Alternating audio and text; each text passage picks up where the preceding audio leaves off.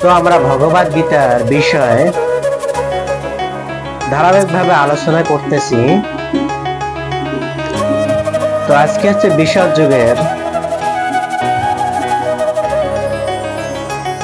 43 নম্বর শ্লোক। আর 43 নম্বর শ্লোকে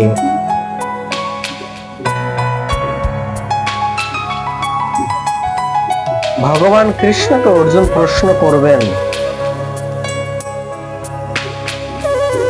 যে যাদের কুল ধর্ম বিনষ্ট হয়েছে তারা কোথায় বাস করবে, এবং এই জ্ঞান আমি কোথায় পেয়েছি? সাধু সন্তদের কাছে শুনেছি।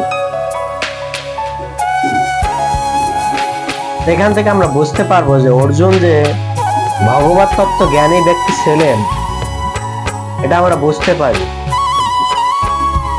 কারণ তিনি এই কথাটি শ্রবণ করেছেন বলে তিনি ভগবান কৃষ্ণকে প্রশ্ন করতে পেরেছেন। তো চলুন আমরা 43 নম্বর শ্লোকটা শ্রবণ করি। উচ্ছন্ন কুলধর্মণম মনুষ্যানাম জনার্দন নরকায় নিয়ত বাসম ভবতুনুশ্রম।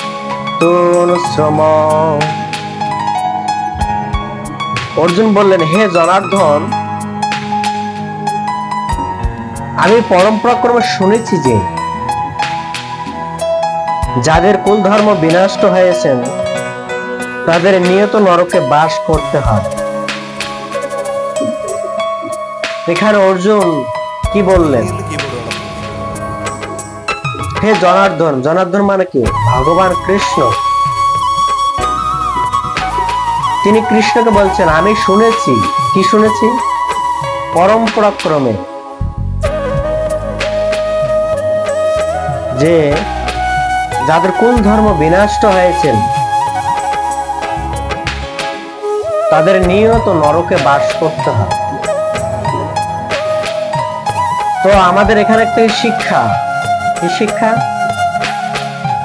যদি আমাদের ভগবানকে জানতে হয় তাহলে আমাদের পরম্পরা ধারা থাকতে হবে। এরকম না হুট করে একজন এসে বলল আর আমি তাকে ভগবানের আসনে বসে পূজা করলাম, এরকম না। ভগবানকে পুজতে গেলে, ভগবানকে জানতে গেলে আমাদের গুরু পরম্পরা ধারা অনুগত থাকা প্রয়োজন। অর্জুন যেমন আজকে বললেন, আমি পরম্পরাক্রমে শুনেছি, তার মানে কি? সাধু সন্তরা সেই পরম্পরাক্রমে জ্ঞান পেয়েছেন, সেই জ্ঞানে অর্জুন শ্রবণ করেছে।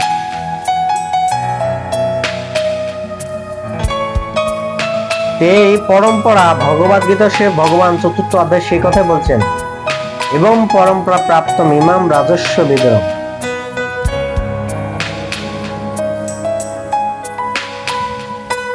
আমি এই জ্ঞান পরম্পরার মাধ্যমে সমস্ত মানব জাতিকে দিয়েছি।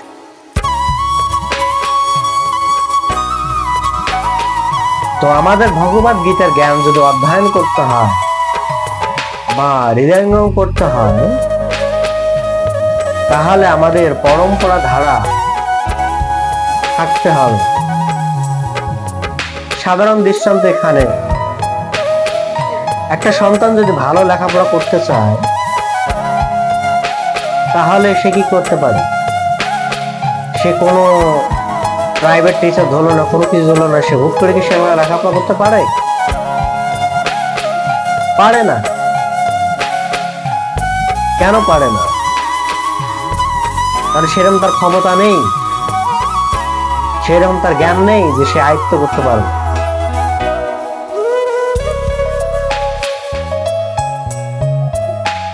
যদি তার জ্ঞান না থাকে তাহলে সে শিখবে কি করে? তার বাবা মা তাকে টিচার হায়ার করবে, সেই টিচার তাকে সুন্দর করে বুঝিয়ে দেবে, তাহলে সে সেই অঙ্কটা বুঝবে। তার আগে বুঝবে? কখনোই না। ঠিক এরকমই সেই টিচারটা কার কাছে গেছে? তার টিচারের কাছে। তার টিচার আবার তার টিচারের কাছে শিখছে। আমরা যদি দেখতে পারি শিক্ষাগত একটা পরম্পরা ধারার মধ্যেই চলে আসে, তাহলে ভগবত তত্ত্ব জ্ঞান পরম্পরা ধারা আসবে না কেন?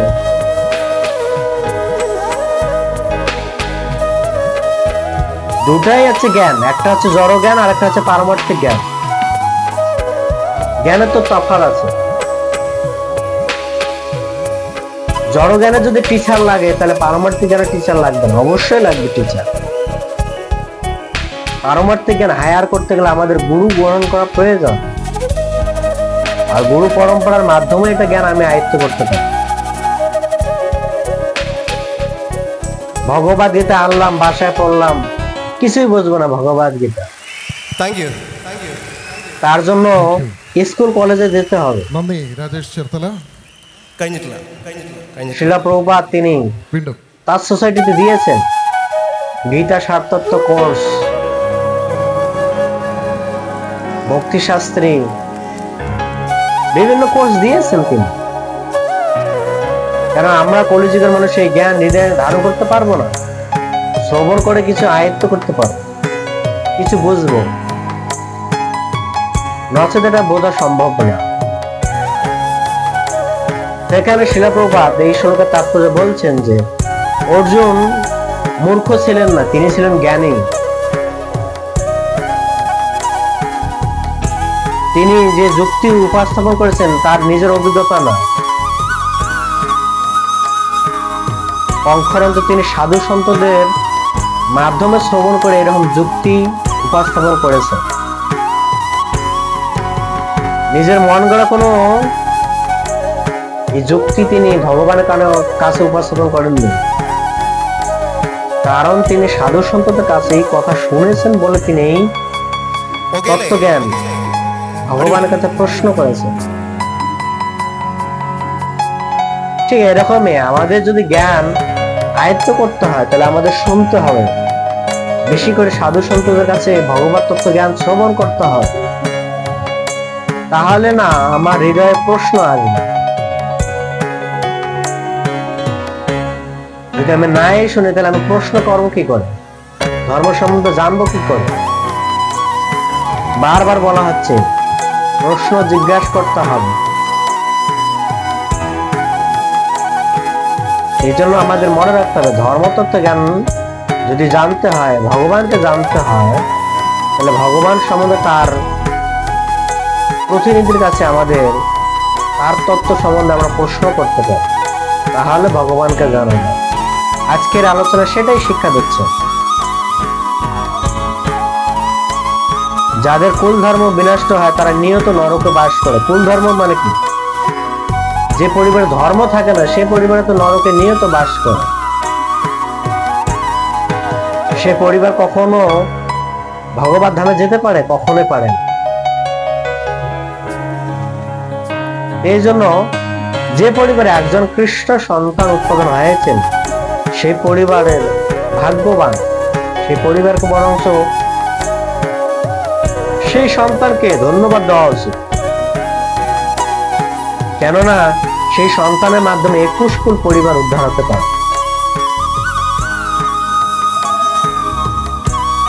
কিন্তু আমরা কলিযুগের পিতা মাতারা অনেক অদ্ভুত, সন্তান ভক্ত হতে চাইলে ভক্ত হতে দেই না।